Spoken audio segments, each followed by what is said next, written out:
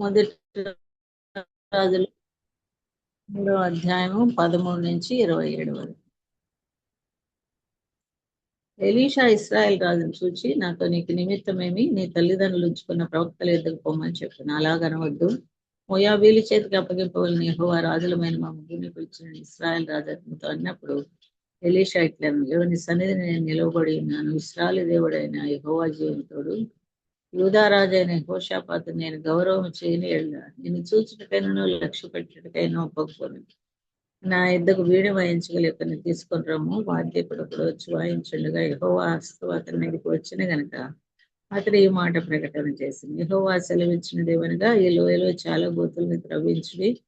యెహోవా సెలవిచ్చినదేమనగా, గాలియే గాని వర్షమే గాని రాకపోయిను, మీరును మీ మందలను మీ పశువులను త్రాగుటకు ఈ లోయ నీళ్లతో నిండును. ఇది యెహోవా దృష్టికి అల్పమే. ఆయన మోయాబీలు మీ చేతికి అప్పగించును. మీరు ప్రాకారం గల ప్రతి పట్టణమును, రమ్యమైన ప్రతి పట్టణమును కొల్లబెట్టి, మంచి చెట్లను ఎలా నరికి, నీళ్ళ బావులన్నింటిని పూడ్చి, సమస్తమైన మంచి భూములను రాళ్లతో నిలిపివేదురు అన్నాడు. ఉదయ నైవేద్యం అర్పించే సమయం ముందు నీళ్లు ఏదో మార్గమున రాగా దేశం నీళ్లతో నిండను. తమతో యుద్ధం చేయుటకు రాజులు వచ్చి ఉన్నారని మోయాబీలు విని, అల్పులనేమి గనులనేమి ఆయుధములు ధరించుకొనగల వారందరినీ సమకూర్చొని దేశపు సరిహద్దునందు నిలిచారు. ఉదయమందు వీరు లేచినప్పుడు సూర్యుడు నీళ్ల మీద ప్రకాశింపగా, అవతల నీళ్లు మోయాబీయులకు రక్తం వలె కనబడిన గనక వారు అది రక్తము సుమ, రాజులు ఒకరినొకరు హతం చేసుకుని నిజంగా హతులేరు. మోయాబీయులారా, దోపుడు సొమ్ము పట్టుకుందాం రండని చెప్పుకుంది. వారు ఇశ్రాయేల్ వారి దండ దగ్గరికి రాగా, ఇశ్రాయేల్ లేచి వారిని హతం చేయుచుండే గనక మోయాబీయులు వారి ఎదుట నిలవలేక పారిపోయింది. ఇశ్రాయేల్ వారి ఎదుట నిలవలేక పారిపోయారు. ఇశ్రాయేల్ వారి దేశంలో చొరబడి మోయాబీలను హతం చేసి మరియు వారి పట్టణంలో పడగొట్టి సమస్తమైన మంచి భూభాగం మీదను తలెక రాయి వేసి నింపి నీళ్ల బావులన్నింటినీ పూడ్చి మంచి చెట్లన్నింటినీ నరికివేసి తీర్ఘదర్శతో పట్టణం మాత్రం అది విడిచిపెట్టరు గనక దాని ప్రాకారం నిలిచిండను కానీ వడిసెలను విసిరి వారు దాన్ని చుట్టుకొని రాళ్ళు విసరచవచ్చు. మోయాబు రాజు యుద్ధం బహుకఠినంగా జరుగుడు చూచి కత్తది 700 మందిని ఏర్పరచుకొని ఎదోము రాజు నదులు తీసుకొని పోటుకు యత్నించను గాని అది వారి వలన కాకపోయింది. అప్పుడు అతడు తన కుమారుగా ఎలువలసిన తన జ్యేష్ఠ కుమారుని తీసుకొని పట్టణ ప్రకారం మీద దహన బలిగా అర్పింపగా ఇశ్రాయేల్ వారి మీద కోపం వచ్చిన గనక వారు అతను విడిచి తమ దేశంకు మరలిపోయిరి. మొదటి రాజులు 3వ అధ్యాయము 13 నుంచి 27 వచనాలు ఇప్పుడు మనము చదువుతున్నాం. ఇక్కడ ముగ్గురు రాజులు, మరి ఇశ్రాయేల్ రాజు, ఎదోము రాజు, యూదా రాజు ముగ్గురు కలిసి మోయాబు దేశం మీదకి యుద్ధానికి వెళ్ళారు. ఆ దారిలో వారికి కష్టం కలిగింది. ఏమైందంటే ఆ సైన్యం అంతటికి నీళ్లు లేకుండా పోయారు. వారు అపాయకరమైన స్థితిలో ఉండినారు. దేవుని నడిపింపు కొరకు ఎలీషా ప్రవక్త దగ్గరికి వాళ్ళు వెళ్ళారు. వారు ఎలీషా దగ్గరికి రాగా 13వ వచనంలో ఎలీషా ప్రత్యేకంగా ఇశ్రాయేల్ రాజుతో, నాతో నీకు నిమిత్తం ఏమి, నీ తల్లిదండ్రులు ఉంచుకున్న ప్రవక్తలు ఎదురు పొమ్మని చెప్తున్నారు. కొందరు క్రైస్తవులు ఇలా తలస్తారు, దైవజనుడు అంత కఠినంగా కొంచెమైనా దయ లేకుండా మాట్లాడొచ్చా అని, అది సరికాదు అని అంటారు. కానీ ఎలీషా మాట్లాడమే కనికరం అని నేను తలస్తాను. ఈ రాజులు కష్టంలో ఇరుక్కున్నారు, నీళ్లు లేవు, ప్రత్యేకంగా ప్రభు నుండి సహాయం కొరకు వాళ్ళు చూస్తున్నారు కదా. ఎలీషా ఇక్కడ ఏం చేస్తున్నాడు, అసలు సమస్య మీద వ్రేలు పెడుతున్నాడు. అతను వెంటనే ఆ సమస్యను తీర్చగలడు, దాని బదులు తను వ్రేలు చూపించి ఇంకా గొప్ప సమస్యను స్పష్టంగా చూపిస్తున్నాడు. వాళ్ళు అసలు ఆ సమస్యలు ఎందుకు ఇరుక్కున్నారో ఆ కారణాన్ని చూపిస్తున్నాడు.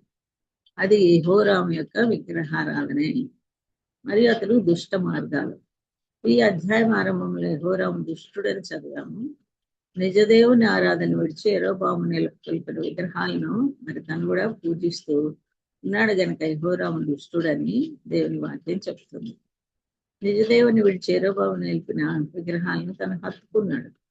ఎలీషాని కలిసినప్పుడు యెహోవా మీద భక్తి లేకపోయినా ఆయన నడిపింపు మాత్రం కావాలని కోరుతున్నాడు. ఎలీషా ఇది నీకు తెలుసు కనుక అతన్ని ఆ విషయంలో, ఎలీషాకు తెలుసు కనుక అతను ఆ విషయంలో సంధిస్తున్నాడు. మనం కూడా నేర్చుకోవాల్సిన విలువైన సత్యం ఒకటి ఇక్కడ ఉందన్నమాట. నేను ప్రజలకు సహాయం చేయదలిచినప్పుడు వారి పాపముల గురించి వారిని సవాలు చేయగలిగి వారికి స్పష్టంగా చెప్పగలిగి ఉండాలి. వారు దాచిపెట్టుకున్న వారి అతిక్రమాలను, అపరాధాలను, అవిధేయతలను అది వారికి బాధ కలిగించినప్పటికీ కూడా మనం వారితో సత్యమే చెప్పగలిగి ఉండాలి. ఎందుకంటే వారు వాళ్ళని చెరుపుకుంటూ ఉంటారు కదా, ఇతరులను కూడా నాశనం చేస్తారు.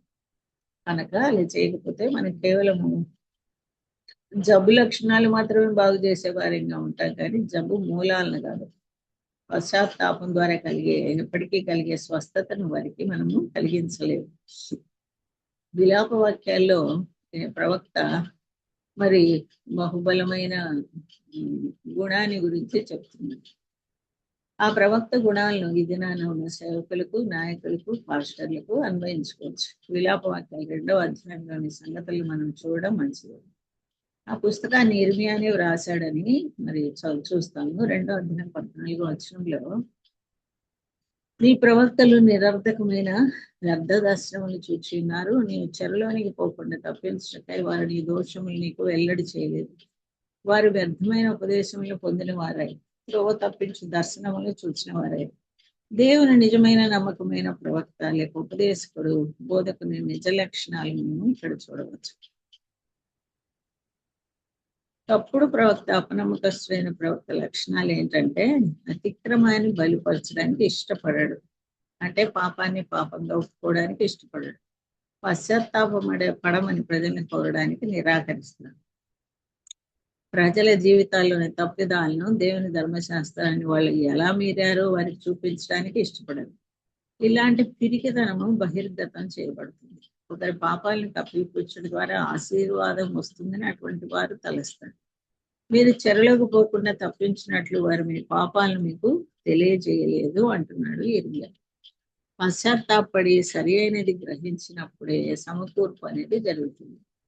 వ్యక్తిగతంగా ఒంటరిగా ఒకరితో మాట్లాడినప్పుడైనా, లేక పులిపీఠం మీద నుండైనా, లేక సలహా ఇస్తున్నప్పుడైనా ప్రజల జీవితాల్లో కనబడుతున్న పాపాల విషయమై వారిని హెచ్చరిక చేయకపోతే, వాటి నుండి వైదొలగమని వారితో చెప్పకపోతే, నీతి పరిశుద్ధత కలిగి ఉండమని క్షమాపణ గురించి నిజానికి క్షమాపణ గురించి చెప్పకపోతే, నిజానికి క్షమాపణ అనేది వారి జీవితాలను కడుగుతుంది కదా.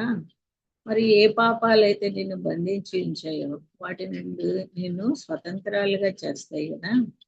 కాబట్టి స్వార్థాన్ని బట్టి కానీ, భయాన్ని బట్టి కానీ అలా చేయకపోతే, అంటే వారిని హెచ్చరిక చేయకపోతే, వారి పాపాలను వారికి చూపించకపోతే నాశనమే తద్దు. పరిస్థితిని బట్టి అలాంటి పిలుపునివ్వాలి, ఉపదేశం చేయాలి, ప్రేమతోనే గద్దించాలి. యెహోరామును ఎలీషా ఎలా గద్దించాడో అలా. యెహోరాము రాజు కనుక అతని ప్రభావం జనాంగం అంతటి మీద ఉంటుంది, కానీ అతడు తన తిరుగుబాటులో దీర్ఘకాలంగా కొనసాగుతున్నాడు. ఇటు గద్దింపు అతనికి సరియే.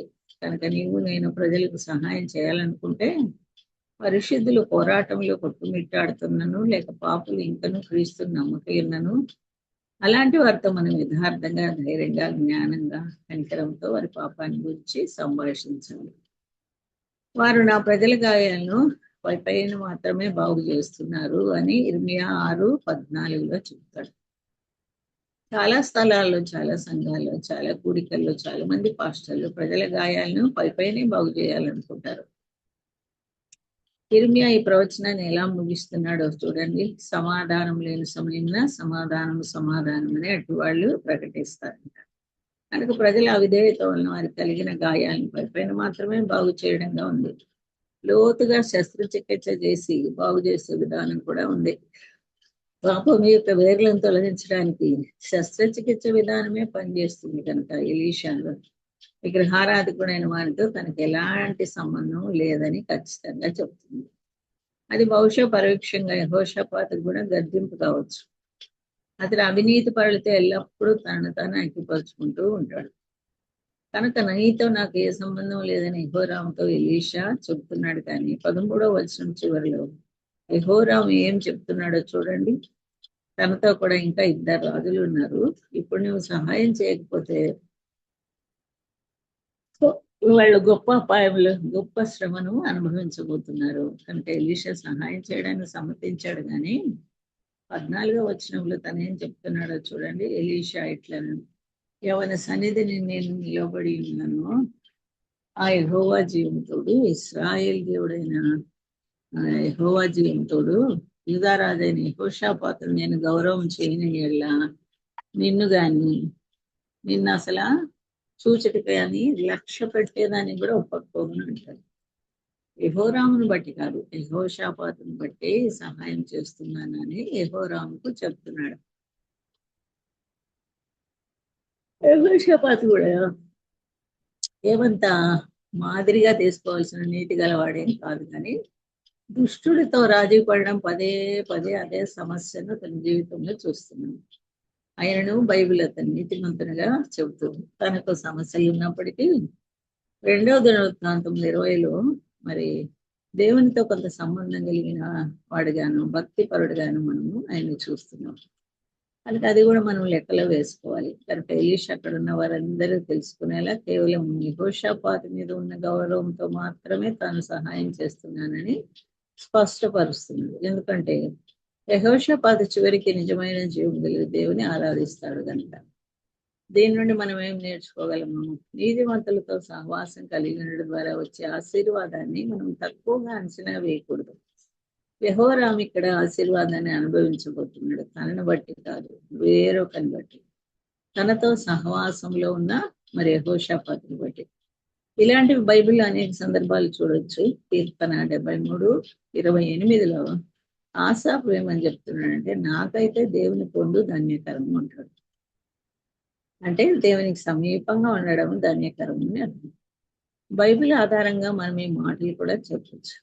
దేవునికి సమీపంగా ఉండడము ధన్యకరమే, అంత మాత్రమే కాదు, దేవునికి సమీపంగా ఉండే వారితో ఉండడం కూడా ధన్యకరమే. ఆ ఆశీర్వాదాన్ని గురించి బైబిల్ ఎన్నో ఉదాహరణలు మనకు మరియు నియమాలు మనకు చూపిస్తుంది. నీతిమంతుల సహవాసం కలిగి ఉండట, అలాంటి వారితో ఉంటే దేవుని కొరకు వారిలాగా ఎలా నిష్టగా నేను కూడా ఉండగలను అనే తలంపు నీకు కలుగుతుంది. కనుక అలాంటి వారితో కలిసి ఉండండి. బైబిల్ గురించి నీకు ఉల్లాసం ఎప్పుడు కలుగుతుంది? బైబిల్ అంటే ఆనందపడే ఉల్లాసపడే సంఘానికి వెళితే అక్కడ వారిలాగా మరి నేను కూడా మరి బైబిల్ చదువుకోవాలి, బైబిల్ అంతా ఆనందించాలి అనేది నీకు కూడా వస్తుంది. ప్రార్థన ఎలా చేయాలి, ఎక్కడ నేర్చుకుంటాము? ప్రార్థించే వారితో కలిసినప్పుడే కదా. అదొక్కటే వెలుగుడు కాదు, కానీ అది ప్రాముఖ్యమైనది. కనుక ఎలీషాతో కలిసిన కారణాన యెహోరాము ఆశీర్వదించబడుతున్నాడు. కనుక నీతిమంతుల సహవాసాన్ని తక్కువగా అంచనా వేయకూడదు. 1 కొరింథీ 7వ అధ్యాయంలో వివాహమైన జంటల గురించి కూడా ఏం చెప్పబడుతుంది? అవిశ్వాసి అయిన భర్త భార్యను బట్టి పరిశుద్ధపరచబడతాడు, అవిశ్వాసురాలైన భార్య విశ్వాసి అయిన భర్తను బట్టి పరిశుద్ధపరచబడుతుంది. లేని ఎడల మీ పిల్లలు అపవిత్రులై ఎందురు, ఇప్పుడైతే వారు పవిత్రులు అని చెప్తున్నాడు. అది ఎంతో మహత్తరమైన సత్యం. నీ విశ్వాసే కానీ నీ భర్త మందిరానికి రాడు, కానీ నీకు సమీపంగా ఉన్నారు కనుక వారు కూడా నీ వల్ల ఆశీర్వదించబడతారనేది సత్యం. నువ్వు రక్షింపబడిన దాని కనుక నీ ఇంటి వారు కూడా వారు నమ్మినా నమ్మకమైన తప్పక రక్షింపబడతారని పౌలు మరి అపోస్తల కార్యము 16:31 చెప్పాడు కదా. ప్రభు యేసునందు విశ్వాసం ఉంచు, అప్పుడు నీవు నీ ఇంటి వారు రక్షణ పొందుతారు అని. అయితే మనకు కొంత క్రయం చెల్లించాల్సి ఉంటుంది అనమాట. అని మరి నువ్వు రక్షణ పొందావు, మీ భర్త పొందకున్నా పరలోకానికి పోతాడు, పిల్లలు పోతాడు అనేది కాదు. ఇక్కడ ఫ్యామిలీ ప్యాకేజ్ ఏం లేదు రక్షణ విషయంలో. అంతటా నీవు క్రీస్తు ప్రభువుని ప్రభువుగా మరి అంగీకరించాలి, కిరీటదారునిగా నీ జీవితంలో చేసుకోవాలంటే ఆయన ప్రభుత్వం కిందకి నువ్వు రావాలి. వారు పరిశుద్ధపరచబడతారంటే అర్థం ఏంటి?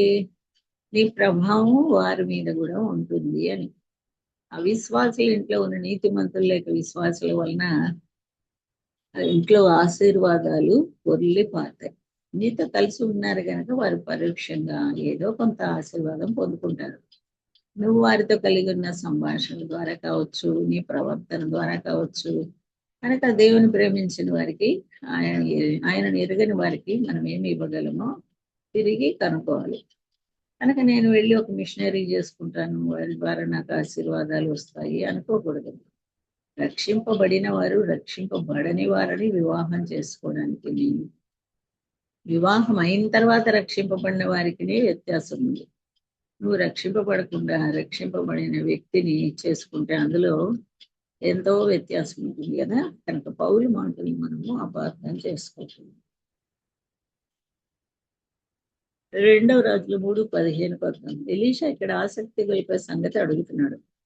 వాయిద్యం వాయించే వారిని ఒకరిని నా ఎద్దుకు తీసుకొని రండి. వాయిద్యం వాయిస్తుండగా యెహోవా హస్తము అతని మీదికి వచ్చెను. కొన్ని ప్రశ్నలు ఇక్కడ ముందుకు వస్తాయి. మొదటిది, ఎందుకు వాయిద్యం వాయించేవాని కొరకు ఎలీషా అడిగాడు? వాయిద్యం వాయించాక ఎలీషా మీదకి దేవుని హస్తం ఎందుకు వచ్చింది? ఇది ఏదో మొదటిసారి జరిగిన సందర్భం కాదు. బైబిల్లో మరి చాలా చోట్ల ప్రవచనము, సంగీతము కలిసి పని చేయడం అనేది మనము చూస్తాం. 1 సమూయేలు 10వ అధ్యాయం 5వ వచనంలో సౌలును మరి నువ్వు రాజుగా దేవుడు మరి నేను చేయబోతున్నాడని మరి ఆయన తల మీద నూనె పోసిన తర్వాత సమూయేలు అంటాడు, కొన్ని సూచనలు ఇస్తాడు.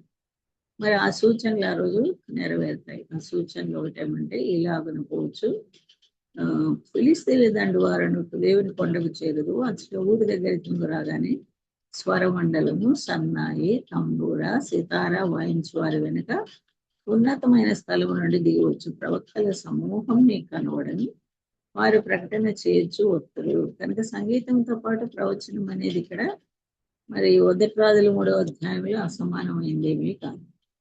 ఆత్మీయమైన ప్రవచనానికి సంగీతానికి గల సంబంధము ఇక్కడ స్పష్టపరచబడుతుంది.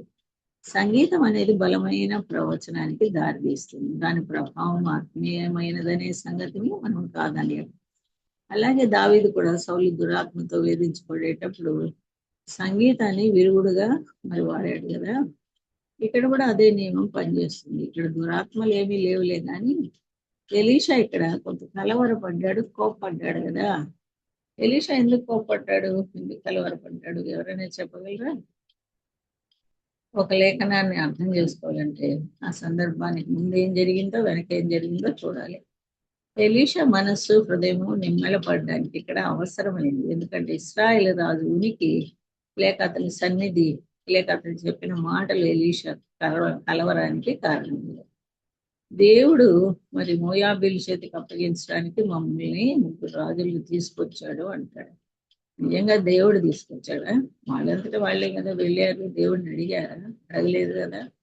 కానీ ఇక్కడ దేవుడు మాత్రం దేవుడిని నిందిస్తున్నాడు. కనుక చాలాసార్లు మనం కూడా మన సొంతంగా ఏదో ఒకటి చేసేసుకొని వివాహ సంబంధాలు లేక ఇంకేదైనా మరి చేసేసుకుని తర్వాత మరి చెడిపోతే ప్రభువుని నిందిస్తుంటాం అన్నమాట. ఎలీషాకు అది నచ్చలేదు. కనుక ప్రవక్త అయినా కూడా ఇలాంటి మాటల వలన కలవరపడ్డాడు. కనుక తన పరిచర్య చేయకముందు తన కలవరాన్ని బట్టి తన సహాయం కొరకు తన మనస్సును నిమ్మళపరుచుకోవడానికి గాను సంగీత వాయిద్యకారుని పిలువమంటున్నాడు. దేవుని స్వరం వినడానికి ముందు, దేవుని పక్షంగా మాట్లాడడానికి ముందు ఒక సంగీత వాయిద్యకారుని తనలో ఉన్న కలవరాన్ని తగ్గించడానికి పిలవమంటున్నాడు. ఆ రీతిగా దేవుని స్వరంపై తనకు గొప్ప ఫోకస్ కలిగి తను చేయవలసిన పని చేయడానికి గాను తనకి వీలు కలిగేలా. మీరు గమనించారో లేదో కానీ ఈ కారణం చేతనే వరాలు కలిగిన సంగీత వాయిద్యకారులను మన మందిరాల్లో వాయించమంటుంది. సేవ ఆరంభించకముందు సంగీతం ద్వారా దేవుని స్తుతి మన హృదయాల్లో కలుగుతుంది. ప్రజలు కూడా సౌందర్యమైన దేవుని గణపరిచే సంగీతం కొరకే వస్తారు కదా. అలా వారు వాక్యం కొరకు నిమ్మళపరచబడతారు, నెమ్మది పొందుతారు, సిద్ధపడతారు. ప్రభువుని ఇంకా శ్రేష్టమైన విధానంలో ఇవ్వడానికి పొందడానికి అని చెప్పేవారు కూడా సిద్ధపడతారు. సంగీతం అనేది అర్పించేలా కూడా సంగీతము మరి అంటే స్థుతి దేవునికి అర్పించేలా కూడా సంగీతము దోహదపడుతుంది. శ్రేష్టమైన ఆరాధన దేవునికి ఇచ్చేదానికి సహాయపడుతుంది. కొన్ని మందిరాలు అయితే కేవలం పాటలు పాడి అదే ఆరాధన అని అంటారు. మన మందిరాల్లో అయితే వ్యక్తిగతంగా మనం ఏం అనుభవించినామో దాన్ని ఆధారం చేసుకొని ఆ దినం చెప్పిన వాక్యాన్ని ఆధారం చేసుకొని మనము దేవుణ్ణి స్తుతిస్తాం.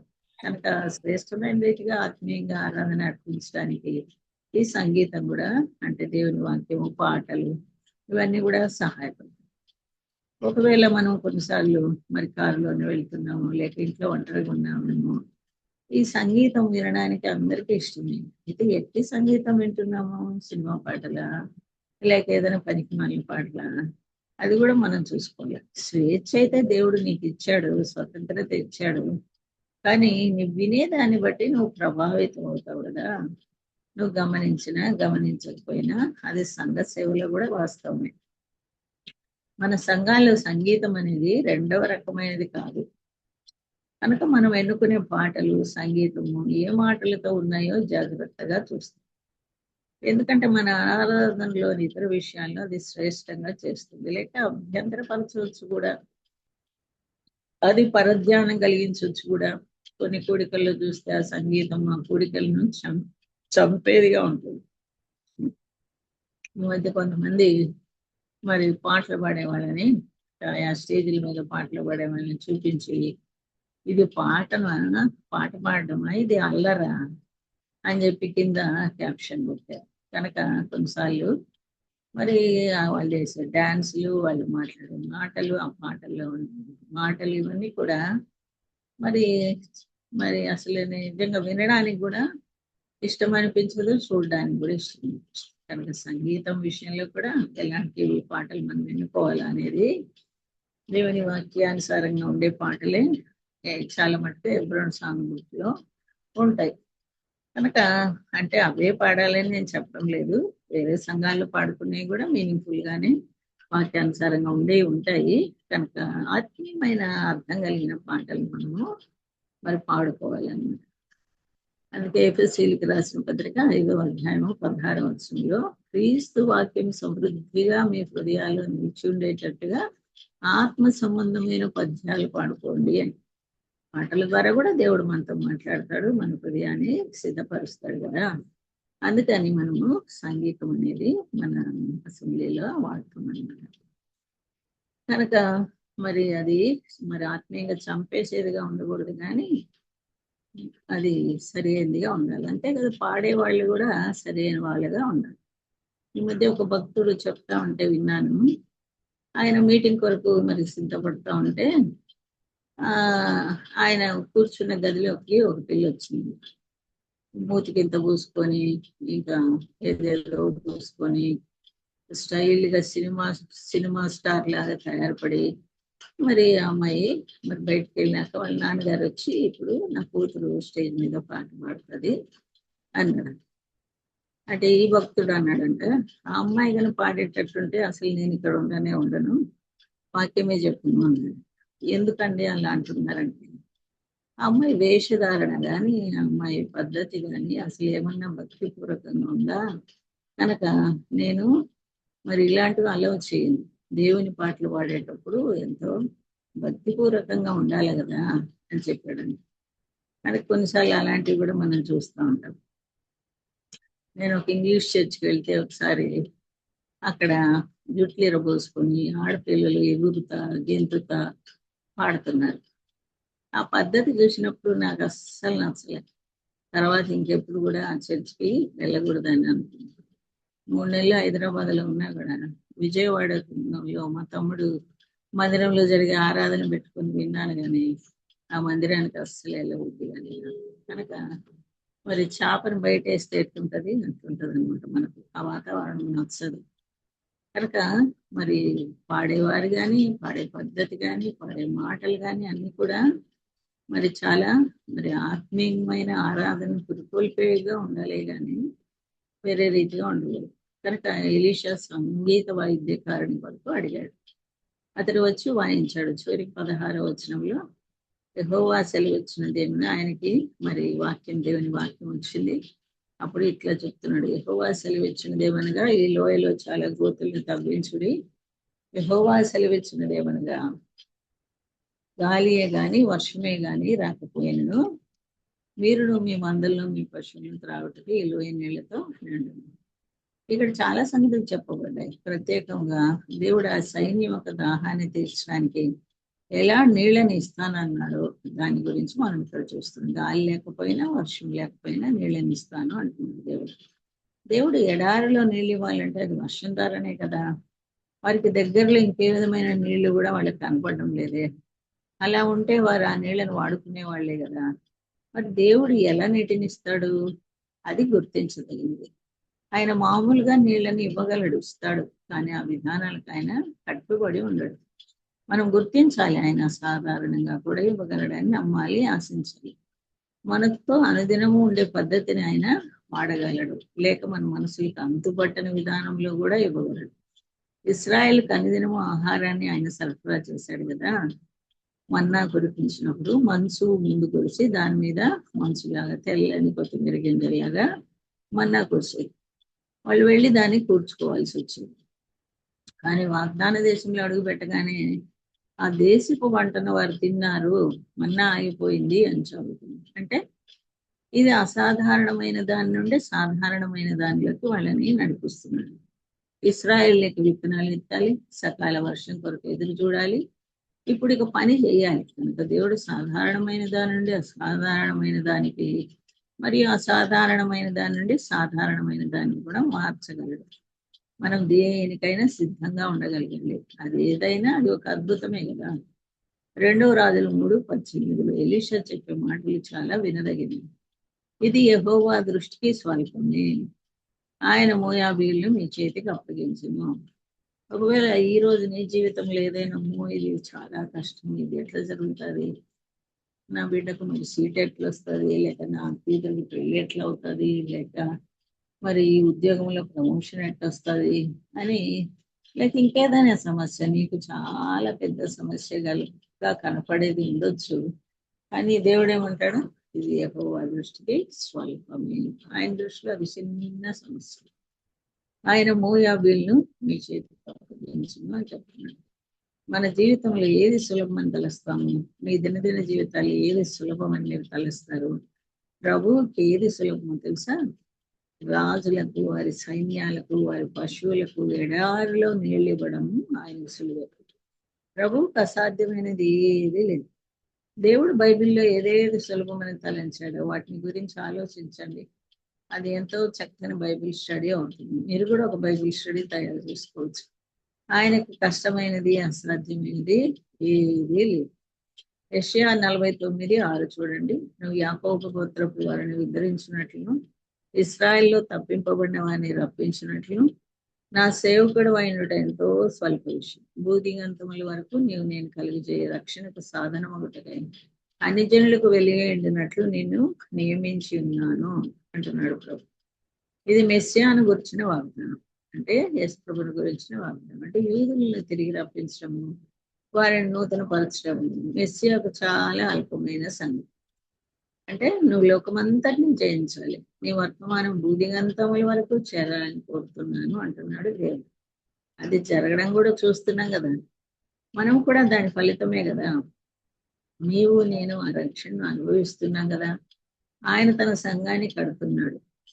ఎక్కడి నుంచి? అన్ని జాతుల నుండి, అన్ని భాషలు మాట్లాడే వారి నుండి ఆయన ప్రజలను సమకూరుస్తున్నాడు. ఒక జనాంగాన్ని, ఒక జాతిని రక్షించడం సులువే. ఇక్కడ దేవునికి ఏది సులువో చూడండి. నిన్ను నిమ్మలపరచడం ఆయనకు సులువే, ఆయన నమ్మునట్లు చేయడం సులువే, నీ కష్టాలను భరించేలా చేయడం ఆయనకు సులువే.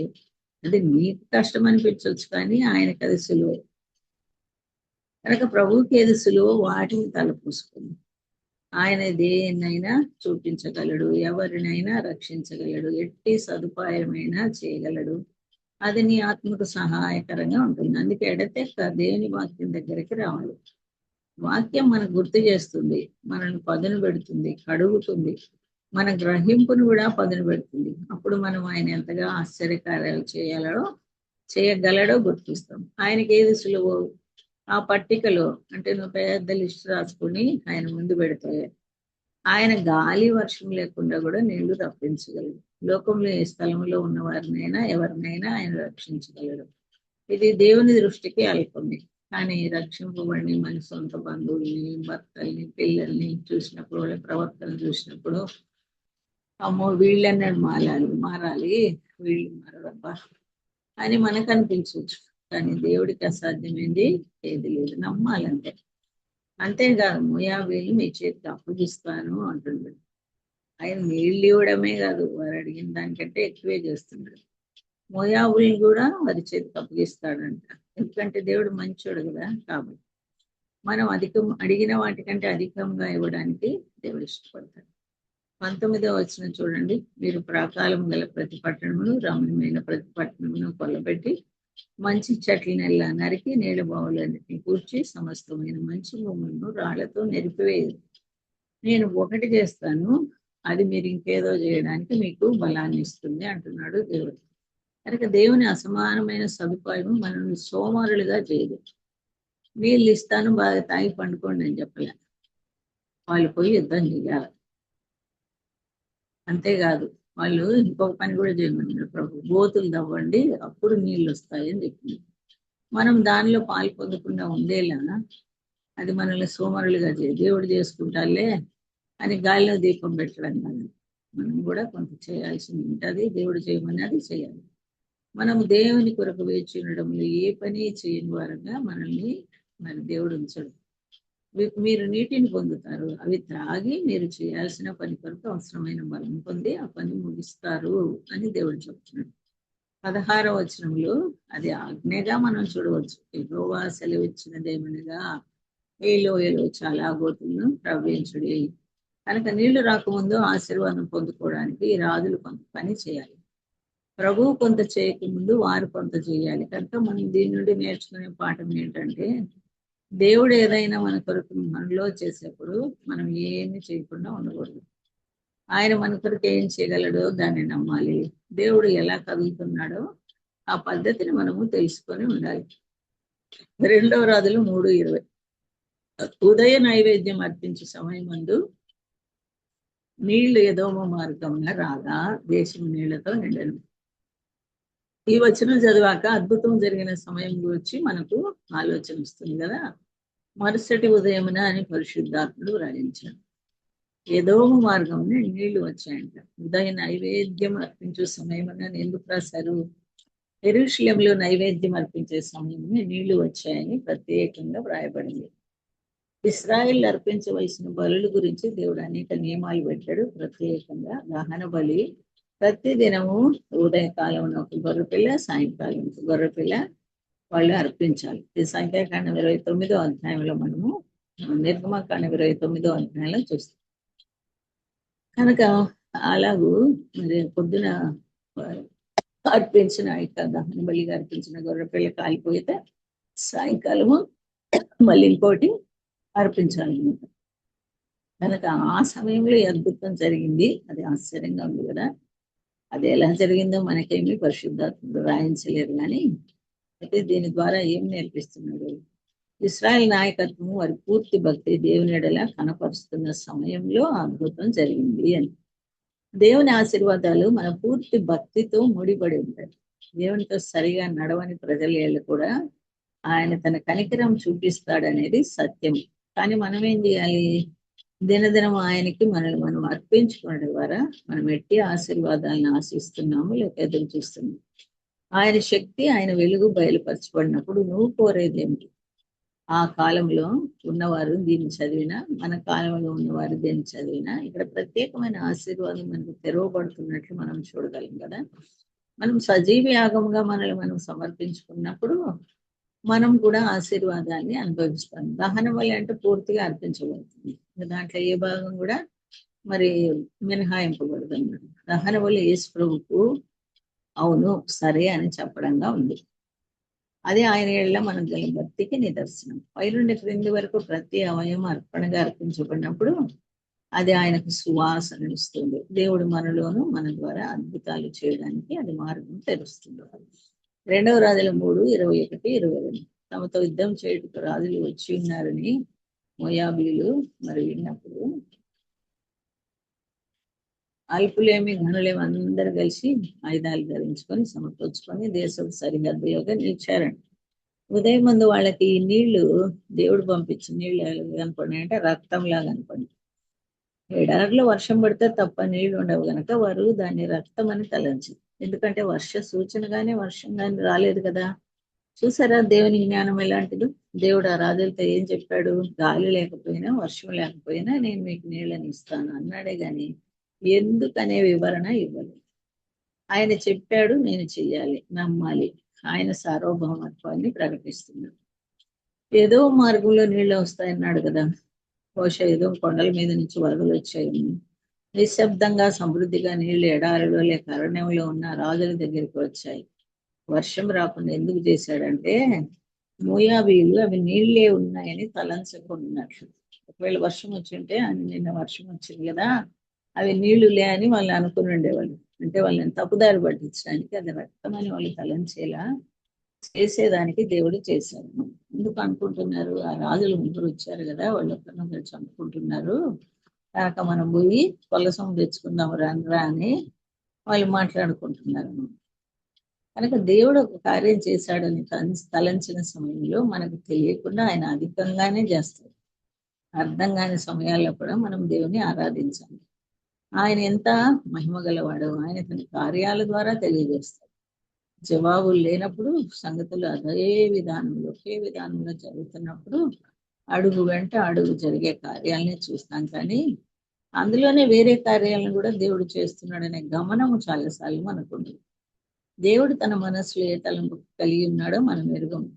అది ఇక్కడ ఈ వచనాల్లో మనము చూడగలం. మోయాబీలు నీళ్ళని రక్తంగా అనుకున్న దాని గురించి చూస్తే మన సొంత తలంపులను అనుసరించి ఆలోచించడము, పనిచేయడం అనేది ఎంత అపాయకరమో చూపిస్తుంది.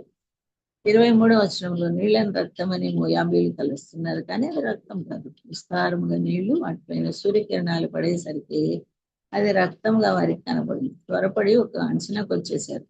త్వరపడి కార్యాలు చేయడము వివేచన లేమితో కలిస్తే అది సరైన కలయిక కాదు, చాలా అపాయకరమైనది. బైబిల్లో ఉన్న అనేక ఉదాహరణలు ఇది ఒకటి.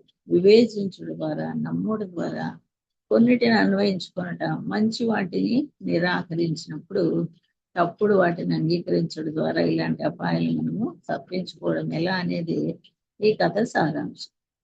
వాళ్ళు అపార్థం చేసుకున్నారు మోయాబీలు. దానివల్ల ఏం కోల్పోయారు? వారు చూచిన దాన్ని బట్టి నడుచుకోవడం ద్వారా మోసపోయింది. 12వ వచనంలో యెహోషాపాతు ఎలీషా యొద్ద దేవుని ఆలోచన లేక ఆయన వాక్యము మనకు దొరుకుతుందని చెప్పాడు గనక ఇశ్రాయేల్ రాజు, ఎదోము రాజు, యూదా రాజు ఎలీషా దగ్గరికి వెళ్ళారు కదా. వీరికి దగ్గరగా ఉన్నందున అవి నీళ్ళని వీళ్ళకి తెలుసు, కానీ మోయాబీలు చీకట్లో ఉన్నారు. ముగ్గురు రాజులకు దేవుని వాక్యం సరిగా అర్థం చేసుకోవడానికి సహాయపడింది. మన విషయంలో కూడా అదే సత్యం. నువ్వు పట్టుకొని ఉన్న ప్రశస్తమైన ఐశ్వర్యం ద్వారా నువ్వు మోసం నుండి కాపాడబడతావు. నీ వివేచనను బలపరుచుకుంటావు కనుక సంఘము, లోకము దాన్ని చూసి ఇది నీతియుక్తమైనదే అంటుంది, కానీ దేవుని వాక్యం ఏం చెప్తుంది? లేదు, ఇది పాపం, ఇది తప్పు అని అంటుంది. అప్పుడు మనకు అర్థమవుతుంది. లోకము దాన్ని చూసి ఇది చెడు అంటుంది, కానీ దేవుని వాక్యం అది పరిశుద్ధమైనది, అది నిన్ను పరిశుద్ధపరుస్తుంది, ఆశీర్వదిస్తుంది అంటుంది. లోకం ఒక రీతిగా చెప్తే మన చేతిలో ఉన్న దేవుని వాక్యం మరొక రీతిగా మనకి చెప్తుంది. మనం దేన్నైనా చూసి దేవుని వాక్య ఆధారం లేకుండానే సొంత తీర్పుగానే చేసుకుంటున్నా తప్పక నాశనం అవుతుంది. ఇక్కడ ఈ సందర్భంలో అది భౌతికంగా నాశనకరమైనది, కానీ మన విషయంలో అది ఆత్మీయంగా ఉండొచ్చు. కనుక ఇక్కడ రెండు గుంపులు ఒకే దాన్ని చూస్తున్నారు, కానీ దాన్ని వేరుగా వివేచిస్తున్నారు. దేవుడు ఒకరికి లోతుగా చూడడానికి, మరి ఒకరి చీకట్లో ఉండిపోయేలా చూడడానికి మరి చూసేట్లుగా చేశాడు. చీకట్లో ఉండని అవసరం లేకుండా ఏ తరానికి లేనంతగా బైబిల్ మరి వాక్యము మనకు చాలా ఎక్కువగా దేవుడు ఇచ్చి ఆశీర్వదించాడు కదా. 2వ రాజుల 3:23 రాజులు ఒకరినొకరు చంపుకున్నారు కనుక అది రక్తమే అని మోయాబీలు తలంచారు. ఏదో సంగతి పక్కన పెట్టండి, యూదా ఇశ్రాయేల్ వారు ఒకరినొకరు చంపుకోగలరనేది వారి తలంప. అది దేవుని ప్రజలకు వచ్చిన విషాదకరమైన సాక్ష్యం కదా. సంఘం లోకాన్ని చూసినప్పుడు ఇలాంటిగానే సాక్ష్యం ఇస్తే అది ఎంత విచారం కదండి. లోకం చూసి మనలో వాళ్ళు బాగా ఒకరితో ఒకరు పోట్లాడుకుంటారు, ఒకరినొకరు కొట్టుకుంటారు, ఒకరి మీద ఒకరు కోర్టు కేసులు పెట్టుకుంటారు, ఒకరినొకరు పోలీసులకు అప్పగించుకుంటారు అని గన సాక్ష్యం ఇచ్చినారంటే, ఒకరినొకరు చంపుకుంటారు అని సాక్ష్యం ఇస్తే అది ఎంత విచారకరమైన సంగతి. మోయాబీలు అనుకుంటున్నారు రాజులు వచ్చారు కానీ ఒకరినొకరు చంపుకున్నారా? బహుశా 2వ దినవృత్తాంతం 20లో యెహోషాపాతు మరి యెహోషాపాతు మీదకి యుద్ధానికి వచ్చిన 3 సైన్యాలు, అందులో మోయాబీయులు కూడా ఉన్నారు కనుక అప్పుడు జరిగినట్టు ఇప్పుడు కూడా జరిగిందేమో, మరి దేవుడు వాళ్ళే చంపుకొని క్లియర్ చేసినాడేమో అని వీళ్ళు తలంచినారు. కానీ అలాంటి సాక్ష్యము సరైంది కాదు. అంటే అది విచారకరమైనది. ఈ దినాల్లో మన సంఘాల గురించి ఏం చెప్పుకుంటున్నారు తెలుసు కదా. ఇందాకే ఒక వీడియో చూస్తా ఉన్నాను. మరి అక్కడ ఉండే వ్యక్తులు డబ్బులు పోలీసు వాళ్ళకు పోసి, మరి జడ్జిలకు పోసి, తర్వాత మరి రాజకీయ నాయకులకు పోసి ఎలా తమ స్థానాలు కాపాడుకుంటున్నారు అనేది ఒక అబ్బాయి విమర్శనాత్మకంగా చెప్తున్నాడు. కనుక చూస్తున్నారు కనుక వాళ్ళకు మరి కొన్ని ప్రాంతాల్లో వాళ్ళు తెచ్చిపోయి తిరుగుబాటు చేసేదాన్ని కూడా ఆస్కారం. అప్పుడు ఒకరినొకరు కొట్టుకోవడము, తోసుకోవడము, తన్నుకోవడము, మరి మందిరం తాళాలు వేసుకోవడం ఇవన్నీ చూసినప్పుడు దేవుని నామానికి ఎంత అవమానం. కనుక అలాంటి సాక్ష్యం మనము తెచ్చుకుందాం. 2 రాజుల 3:23-27 మోయాబీయులారా దోపుడు సొమ్ము పట్టుకుందరని చెప్పుకోండి. వారు ఇశ్రాయేలు వారి దండ దగ్గరికి రాగా ఇశ్రాయేలు లేచి వారిని హతం చేయొచ్చండి గనుక మోయాబీయులు వారి ఎదుట నిలవలేక పారిపోయారు. ఇశ్రాయేలు వారి దేశంలో చొరబడి మోయాబీయులను హతం చేసి మరియు వారి పట్టణంలో పడగొట్టి సమస్తమైన మంచి భూభాగాల మీదను తలా ఒక రాయి వేసి వాటిని నింపినారంట. నీళ్ళ బావులన్నిటిని పూర్తి చేసినారంట. మంచి చెట్లన్నిటిని కూడా నరికేసినారంట. తీర్థరేసెతు అనే పట్టణాన్ని మాత్రం విడిచిపెడితే దాని ప్రకారం నిలిచి ఉంది. కానీ ఒడిశలు విసిరేవాళ్ళు దాన్ని చుట్టుకొని రాళ్ళు విసురుతా ఉంటాయి. మోయాబు రాజుకు బహు కఠినంగా యుద్ధం జరగడం చూసి 700 మందిని కత్తి దూసేవాళ్ళని ఏర్పరచుకొని కనీసం ఏదో రాజుతోనైనా యుద్ధం చేద్దామని ప్రయత్నించాడు. కానీ ఆయన దగ్గర కూడా పోవడానికి వీలు కాలేదు. ఇప్పుడు తను ఏం చేసినట్టు తన జ్యేష్ఠ కుమారుని తీసుకొని ఆ ప్రాకారం మీద దహన బలిగా అర్పించినాడంట. అప్పుడు ఇశ్రాయేల్ మీద కోపం వచ్చింది. అప్పుడు వాళ్ళ దేశానికి మరలిపోయినారు అని చదువు. అప్పుడు మోయాబీయులు జయించగలరని జయించలేరు అని తెలుసుకున్నారు. ఏదో మీరు కొంచెం బలహీనలు కదా, వారి దగ్గరికి పోదామని తలంచారు, కానీ వారి వల్ల కాలేదు. అయితే మోయాబు రాజు అంత సులభంగా వదిలిపెట్టడం లేదు. కలవరం కలిగించిన మాటలు 27వ వచనంలో చెప్పబడ్డాయి. అప్పుడు అతడు తనకు మారుగా ఏలవలసిన తన జ్యేష్ఠ కుమారుని తీసుకొని ప్రాకారం మీద దహన బలిగా అర్పింపగా ఇశ్రాయేల్ వారి మీద కోపం బహుగా వచ్చిన గనక వారు అతన్ని విడిచి తమ దేశానికి మరలిపోయి దిక్కుదోచని పరిస్థితుల్లో అతని గోడ మీదకి ఎక్కి తన జ్యేష్ఠ కుమారుని దహన బలిగా అర్పిస్తున్నాడు. అదెంత కేయమైన కార్యం కదా. తన తప్పును దేవునికి తనకు బదులుగా ఏలవలసిన జ్యేష్ఠ కుమారుని దహన బలిగా అర్పిస్తున్నాడు. తర్వాత ఇశ్రాయేల్ మీద కోపం బహుగా వచ్చిందంట, మోయాబు మీద కాదు. అప్పుడు వారు తిరిగి తమ దేశానికి వెళ్ళిపోయారని చెప్పబడింది. ఇక్కడ పూర్తి విజయం మనకు కనబడుతుందా? ఇశ్రాయేల్ వారి మీద కోపం ఎందుకు వచ్చింది అది స్పష్టంగా చెప్పబడలేదు. కారణము అనేక వాదాలు దీని విషయమే మరి మనుషులు చెప్తుంటారు. కానీ కొందరు నిజదేవుని నుండి ఆ కోపం వచ్చిందని తలస్తారు. ఎందుకంటే ఇశ్రాయేల్ మోయాబీయులతో అవసరమైన దానికంటే మించి చేశారు కదా. బైబిల్లో కూడా దీనికి ఉదాహరణలు ఎన్నో ఉన్నాయి. దేవుడు ఎవరినైనా క్రమశిక్షణ చేయడానికి ఇతర మానవులను వాడుకున్నప్పుడు వారు చేయాల్సిన దానికంటే ఎక్కువ చేశారు. దాని గురించిన సంఘటనలు బైబిల్లో ఉన్నాయి. బాబిలోనియన్స్ కి అశ్షూరులకు ఇశ్రాయేలును యూదులను అప్పగించినప్పుడు వాళ్ళు చేయాల్సిన దానికంటే ఎక్కువ చేశారు కనుక బబులోను మీకు నేను ఈ రీతిగా మళ్ళీ చేయబోతున్నాను అని దేవుడు చెప్తాడు. మోయాబీయులు పసిపిల్లల్ని కాదు, మరి ప్రశస్తమైన కావాల్సిన రాజునే చంపారు, బలిగా అర్పించారు కనుక మోయాబీయుల వల్ల కోపం ఇశ్రాయేల్ మీదకి వచ్చింది. వారు ఏం చేయాల్సి వచ్చిందో దాన్ని బట్టి మోయాబీయులు ఇశ్రాయేల్ మీద చాలా కోపంగా ఉన్నారు. యూదా వారి మీదకి కానీ ఏదో మీదకి కానీ ఇశ్రాయేల్ మీదకే కోపం వచ్చిందని వ్రాయబడింది. ఇదంతటికీ మరి కారణం ఎవరు? యూదా ఏదోమో ఇశ్రాయేల్తో అని అంతటితో ఆ యుద్ధం ముగించి వెళ్ళిపోయి ఉండొచ్చు కదా. అలాగే జరిగిందని ఖచ్చితంగా చెప్పలేము, కానీ ఒకటైతే నిశ్చయంగా చెప్పాలి, ఇది బుద్ధిహీనమైన కార్యం. మోయాబు రాజు తన కుమారుని బలి ఇచ్చాడంటే అసలు ఈ యుద్ధం ఎందుకు మొదలైంది? మోయాబు రాజు ఇశ్రాయేల్ రాజుకు తిరగబడి ఆ పన్ను కట్టడము మానేసినందువల్లనే కదా. కనుక ఈ సమస్యను సులువుగా పరిష్కరించుకొని ఉండొచ్చు. సరేలే ఇచ్చేస్తాం, ఏం పోయింది, ఆ గొర్రెలు మేకలు కానీ కప్పంగా ఇచ్చేస్తాము అని అంటే మరి ఇంత విపత్తు వచ్చిండేది కాదు కదా. సొంత కుమారుడు చంపుకోవాల్సిన అవసరత వచ్చిండేది. కనుక చాలాసార్లు గర్వం అనేది మనల్ని బుద్ధిహీనులుగా చేస్తుంది. చాలా వికారంగా ఉంటుంది. నీచమైనది, నాశనకరమైన సంగతులు చేసేలా మనల్ని ప్రేరేపిస్తుంది. అదుపులేని గర్వము చాలా ప్రశస్తమైన వాటిని నాశనం చేస్తుంది. చక్కటి సంబంధ బాంధవ్యాలను కూడా నాశనం చేస్తుంది. చక్కటి పరిచయలను, సమృద్ధి అయిన వనరులను నాశనం చేస్తుంది. గర్వము బుద్ధిలేని పనులు చేస్తుంది. ఎవరు అహంకారులు వారు దీనులు అవడానికి ఒప్పుకోరు. చివరి క్షణం వరకు వదలడానికి మోయాబు రాజు ఒప్పుకోలేదు కనుక తన కుమారుణ్ణే వదులుకోవాల్సి వచ్చింది. గర్వము ఏం చేయగలదు, దాని గురించిన చక్కటి ఉదాహరణ మనకి ఇక్కడ కనబడుతుంది. అది మనల్ని ఇతరులను కూడా చంపుతుంది. కనుక మనల్ని మనం దీనులుగా చేసుకోవాలని దేవుని వాక్యం మనల్ని ప్రోత్సహిస్తుంది. అట్టి హెచ్చరికతో ఈ పట్టణాన్ని మనము ఈరోజు ముగిద్దాం. కనుక ప్రభువా, నన్ను దీనురాలుగా ఉంచండి అయ్యా, సంపూర్ణంగా నీకు అప్పగించుకున్న దానిగా ఉంచండి అయ్యా.